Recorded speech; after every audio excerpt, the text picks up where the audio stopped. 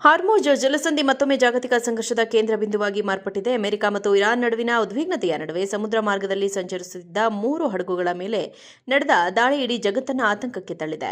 ಪಶ್ಚಿಮ ಏಷ್ಯಾದ ಅತ್ಯಂತ ನಿರ್ಣಾಯಕ ಸಮುದ್ರ ಮಾರ್ಗವಾದ ಹಾರ್ಮುಜ್ ಜಲಸಂಧಿಯಲ್ಲಿ ಯುದ್ಧದ ಕಾರ್ಮೋಡಗಳು ಮತ್ತಷ್ಟು ದಟ್ಟವಾಗಿವೆ.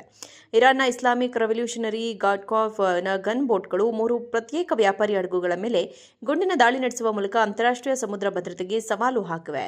ಒಮಾನ್ನ ಈಶಾನ್ಯಕ್ಕೆ ಸಂಚರಿಸುತ್ತಿದ್ದ ಲೈಬೀರಿಯನ್ ಧ್ವಜವನ್ನು ಹೊಂದಿರುವ ಹಡಗು ಈಗ ದಾಳಿಗೆ ಗುರಿಯಾಗಿದೆ.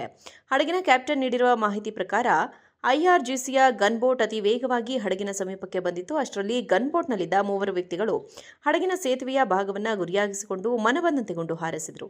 ದಾಳಿಯ ಬೆನ್ನಲ್ಲೇ ಒಂದು ಹಡಗಿನಲ್ಲಿ ಸಣ್ಣ ಪ್ರಮಾಣದ ಬೆಂಕಿ ಕಾಣಿಸಿಕೊಂಡಿತ್ತು. ಗುಂಡಿನ ದಾಳಿ ನಡೆದರೂ ಮತ್ತು ಹಡಗಿನಲ್ಲಿ ಬೆಂಕಿ ಕಾಣಿಸಿಕೊಂಡರೂ 3 ಹಡಗುಗಳಲ್ಲಿರುವ ಸಿಬ್ಬಂದಿ ವರ್ಗಕ್ಕೆ ಯಾವುದೇ ಅಪಾಯ ಸಂಭವಿಸಿಲ್ಲ. ಸಿಬ್ಬಂದಿ ಸುರಕ್ಷಿತವಾಗಿದ್ದಾರೆ ಮತ್ತು ಹಡಗುಗಳಿಗೆ ಯಾವುದೇ ಗಮನಾರ್ಹ ಹಾನಿಯಾಗಿಲ್ಲ ಎಂದು United Kingdom maritime trade operations ದೃಢಪಡಿಸಿದೆ.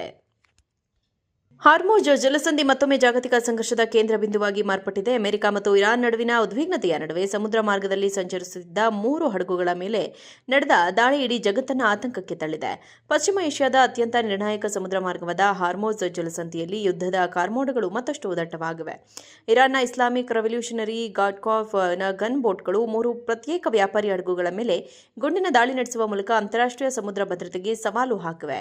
ಒಮಾನ್ನ ಈಶಾನ್ಯಕ್ಕೆ ಸಂಚರಿಸುತ್ತಿದ್ದ ಲೈಬೀರಿಯನ್ ಧ್ವಜವನ್ನು ಹೊಂದಿರುವ ಹಡಗು ಈಗ ದಾಳಿಗೆ ಗುರಿಯಾಗಿದೆ. ಹಡಗಿನ ಕ್ಯಾಪ್ಟನ್ ನೀಡಿರುವ ಮಾಹಿತಿ ಪ್ರಕಾರ ಐಆರ್ಜಿಸಿಯ ಗನ್ ಬೋಟ್ ಅತಿ ವೇಗವಾಗಿ ಹಡಗಿನ ಸಮೀಪಕ್ಕೆ ಬಂದಿತ್ತು. ಅಷ್ಟರಲ್ಲಿ ಗನ್ ಬೋಟ್ನಲ್ಲಿದ್ದ 3 ವ್ಯಕ್ತಿಗಳು ಹಡಗಿನ ಸೇತುವೆಯ ಭಾಗವನ್ನು ಗುರಿಯಾಗಿಸಿಕೊಂಡು ಮನಬಂದಂತೆ ಗುಂಡು ಹಾರಿಸಿದರು. ದಾಳಿಯ ಬೆನ್ನಲ್ಲೇ ಒಂದು ಹಡಗಿನಲ್ಲಿ ಸಣ್ಣ ಪ್ರಮಾಣದ ಬೆಂಕಿ ಕಾಣಿಸಿಕೊಂಡಿತ್ತು. ಗುಂಡಿನ ದಾಳಿ ನಡೆದರೂ ಮತ್ತು ಹಡಗಿನಲ್ಲಿ ಬೆಂಕಿ ಕಾಣಿಸಿಕೊಂಡರೂ 3 ಹಡಗುಗಳಲ್ಲಿರುವ ಸಿಬ್ಬಂದಿ ವರ್ಗಕ್ಕೆ ಯಾವುದೇ ಅಪಾಯ ಸಂಭವಿಸಿಲ್ಲ. ಸಿಬ್ಬಂದಿ ಸುರಕ್ಷಿತವಾಗಿದ್ದಾರೆ ಮತ್ತು ಹಡಗುಗಳಿಗೆ ಯಾವುದೇ ಗಮನಾರ್ಹ ಹಾನಿಯಾಗಿಲ್ಲ ಎಂದು United Kingdom maritime trade operations ದೃಢಪಡಿಸಿದೆ. ಹಾರ್ಮುಜ್ ಜಲಸಂಧಿ ಮತ್ತೊಮ್ಮೆ ಜಾಗತಿಕ ಸಂಘರ್ಷದ ಕೇಂದ್ರ ಬಿಂದುವಾಗಿ ಮಾರ್ಪಟ್ಟಿದೆ. ಅಮೆರಿಕ ಮತ್ತು ಇರಾನ್ ನಡುವಿನ ಉದ್ವಿಗ್ನತೆಯ ನಡುವೆ ಸಮುದ್ರ ಮಾರ್ಗದಲ್ಲಿ ಸಂಚರಿಸುತ್ತಿದ್ದ 3 ಹಡಗುಗಳ ಮೇಲೆ ನಡೆದ ದಾಳಿ ಇಡೀ ಜಗತ್ತನ್ನು ಆತಂಕಕ್ಕೆ ತಳ್ಳಿದೆ.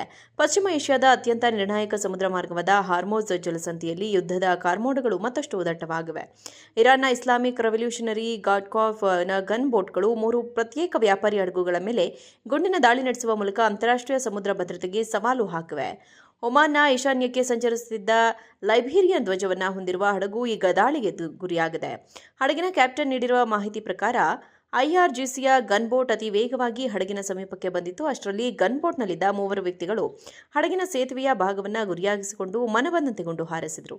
ದಾಳಿಯ ಬೆನ್ನಲ್ಲೇ ಒಂದು ಹಡಗಿನಲ್ಲಿ ಸಣ್ಣ ಪ್ರಮಾಣದ ಬೆಂಕಿ ಕಾಣಿಸಿಕೊಂಡಿತ್ತು. ಗುಂಡಿನ ದಾಳಿ ನಡೆದರೂ ಮತ್ತು ಹಡಗಿನಲ್ಲಿ ಬೆಂಕಿ ಕಾಣಿಸಿಕೊಂಡರೂ 3 ಹಡಗುಗಳಲ್ಲಿರುವ ಸಿಬ್ಬಂದಿ ವರ್ಗಕ್ಕೆ ಯಾವುದೇ ಅಪಾಯ ಸಂಭವಿಸಿಲ್ಲ. ಸಿಬ್ಬಂದಿ ಸುರಕ್ಷಿತವಾಗಿದ್ದಾರೆ ಮತ್ತು ಹಡಗುಗಳಿಗೆ ಯಾವುದೇ ಗಮನಾರ್ಹ ಹಾನಿಯಾಗಿಲ್ಲ ಎಂದು United Kingdom maritime trade operations ದೃಢಪಡಿಸಿದೆ.